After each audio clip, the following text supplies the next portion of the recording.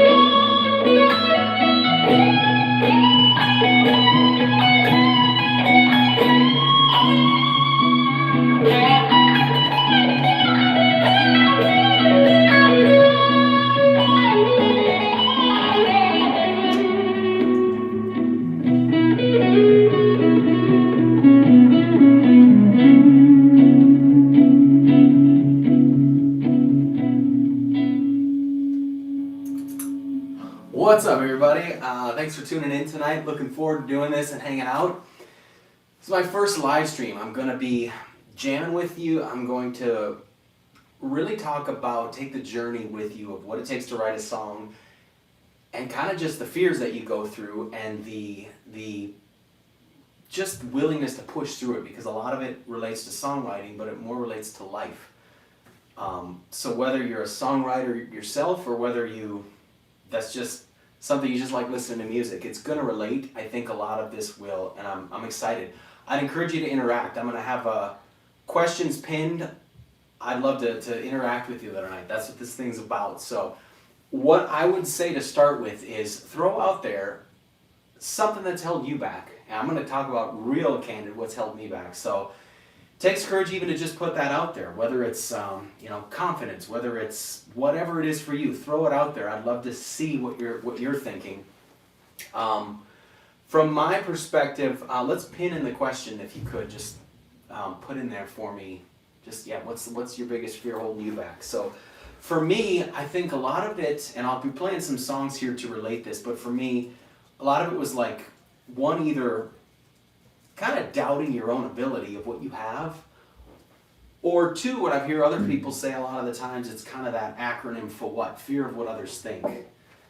And that one to me, I think is interesting, because think of the number one fear, public speaking. People aren't afraid to speak, they're just afraid to do it in public. Why? Because you're afraid of what others are going to think. So I just think that's kind of interesting. Like, why are we caring so much about what people think? I love that quote or that saying, you'd stop caring so much about what others think of you if you knew how little they really did.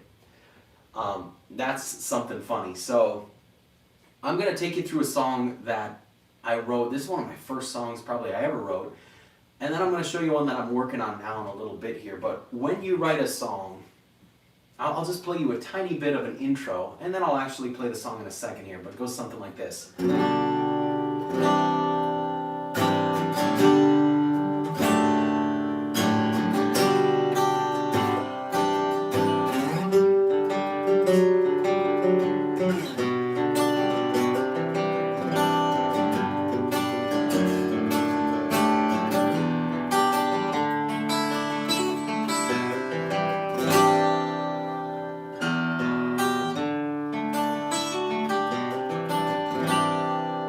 So you write something like that, and you go on this roller coaster, and it's the same for no matter what your talent, skill, calling is. You probably can relate to this. And if you can, again, talk to me. But the roller coaster looks like this. You get super excited. This creative high starts to come. The creative juices are firing on all cylinders. And then all of a sudden the thoughts, and I even wrote some of them down, like, is this really good enough? And it's not that you don't think it's, good. You're not thinking that your talent is bad, but is it good enough? And for me, a long time, I would just sit and hold it. I'd say, well, I could make it better. Before anyone sees it, before it ever sees the light of day, I can make it better. And I would just keep working on it. And then that roller coaster would start to downhill because the fire grows cold. And I'd end up with a closet full of 3/4 written songs that were really good, but I felt none of them were ready. And so that's one thing. Like, think of that. Where does that come into play for you? Another thing, and this one's crazy, but the comparison game. And probably more specific to, like, if you think of a third baseman in baseball doesn't think, I can't pitch. They don't care about that. They just play third base, and hats off to them for doing it. But as a songwriter, if you're not careful, that crap really tries to filter in, because you write a song and you can think, well, someone might write a catchier melody. Someone might be more lyrically creative. Someone might be able to shred faster or better or just nastier licks. Someone might be able to sing better. Someone might never hit a wrong note, which is totally not true. All of us make mistakes, but you can see that game that plays. And I feel like, when is good enough good enough? Like, when are you just going to say full send and get it out there? I heard a famous musician say this the other day. It was on a YouTube video, and they said it takes an undying, just a stupid courage that you have to just get when you take what I just played and you actually turn it into something. You write like lyrics, poetry, whatever you want over the top of that, create a melody, and instead of just looping it in your bedroom and playing along to your own little one-man band forever, you just get that stupid courage and turn it into Downtown September on a rainy Friday night, waiting for this train since 9:15. Can't wait to have you in these arms of mine. Gonna take a little time tonight. Gonna take a little time tonight. Tell you I love you.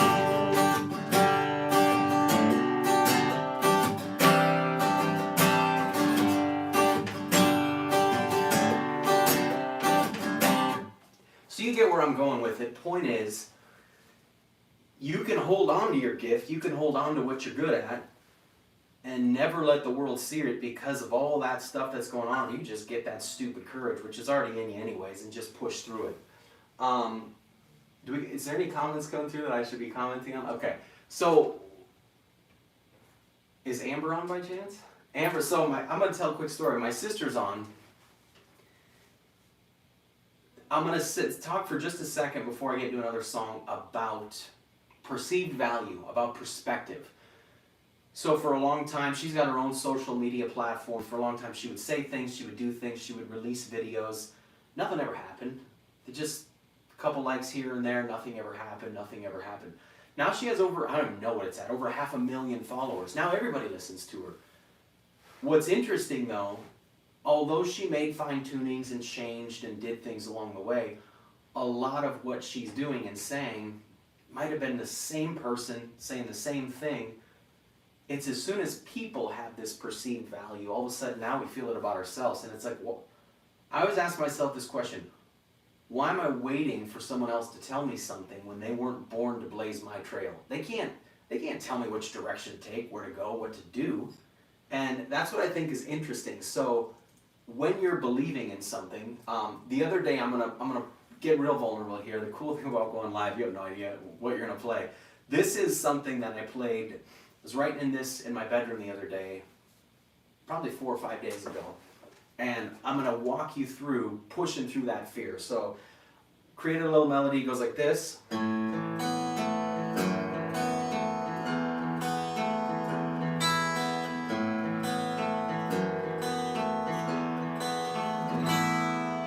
You start to hear this line on top of it, like, what am I going to sing? Well, I got to think of how it's going to sound. For me, it was...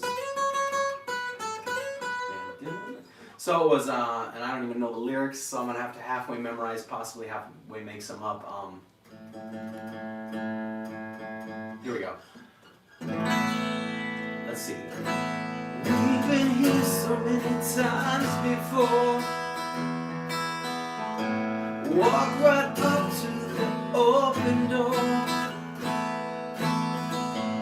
Now or never, it's do or die. Worth the risk, so let's take a ride.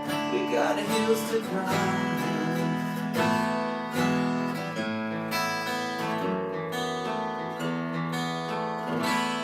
You get the idea where it's going.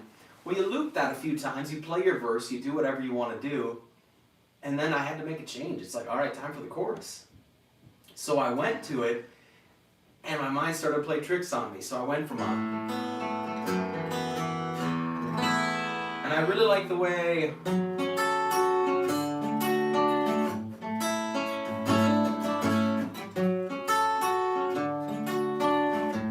point I'm making is I was this really creative, like, yes, I hear a melody over that, I can put words to it, it's gonna sound amazing. Well, the vulnerable thing about being a musician, in your head, you get to hear the finished product. You get to hear it with bass, lead guitar, vocals, strings, the production. You know, you see it on that stage in lights. When no one's ever heard it and you're giving them the rawest form, especially when you don't know the lyrics yet and you can hit off notes, if you're not careful, that can get real scary and just cause you to not do anything, or you could have that stupid, crazy bravery and just do it. The point though is where my gut and my ear were telling me to go with this song. I did that same roller coaster, super creative, super excited, super happy, and immediately the thought came, you've played something similar to that change before, I'm almost sure. The more I dwelled on it, the more I realized, I'm almost sure I did something somewhat similar in another song. And then the longer I thought on it, which was only a few minutes, I realized I did that something similar probably in 2 more songs. And so eventually I just put the guitar down and I went downstairs and steam fizzled out. Oddly enough, turned on my computer and fired up a video. And it was this awesome video. It was only 60 seconds long. And it was Ed Sheeran. And the reason I loved it so much is because he said, hey, I want to teach you these 4 chords. So I play these 4, he plays these 4 chords.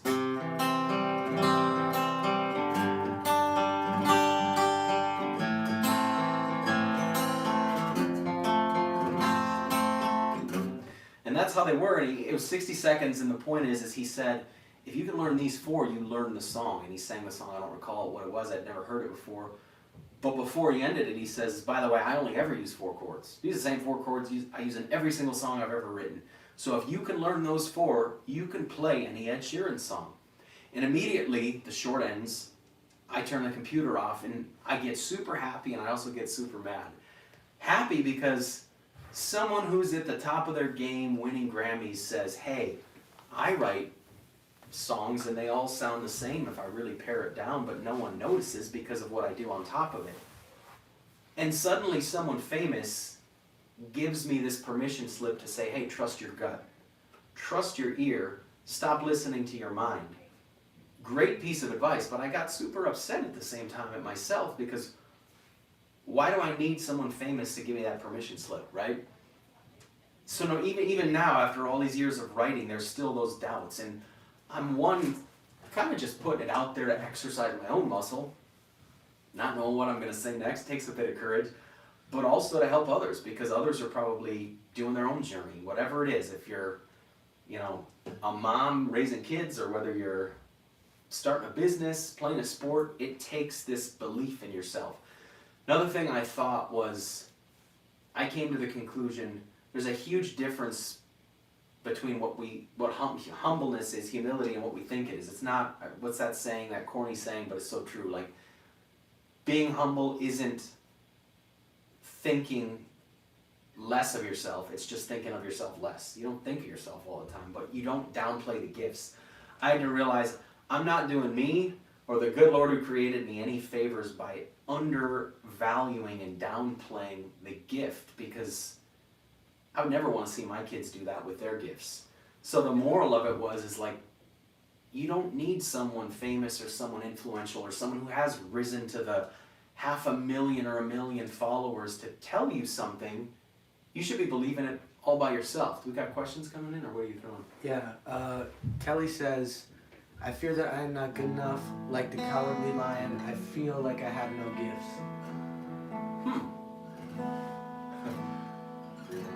Kelly just hit us with one.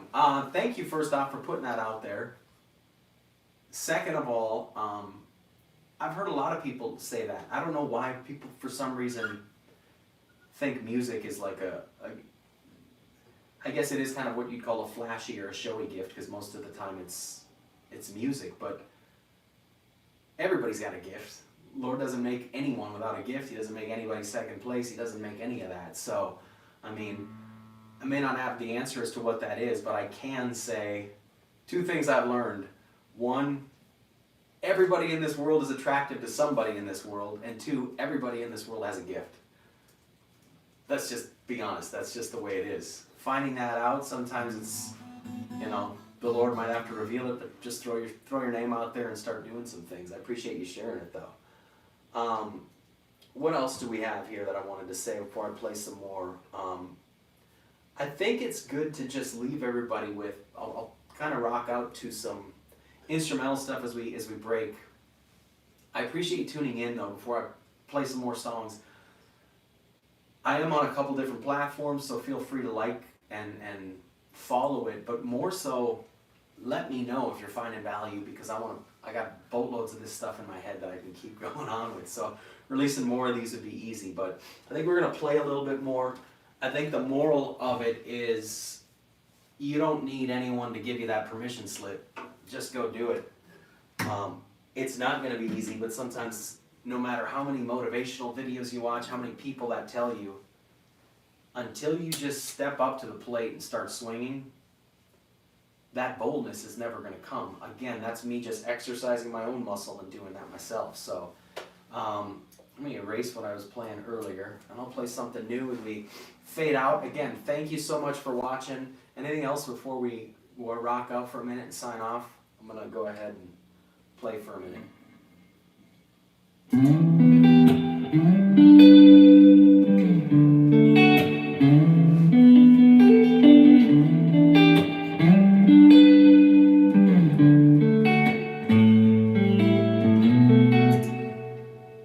I wasn't recording. That's the benefits of live. Let's do that again.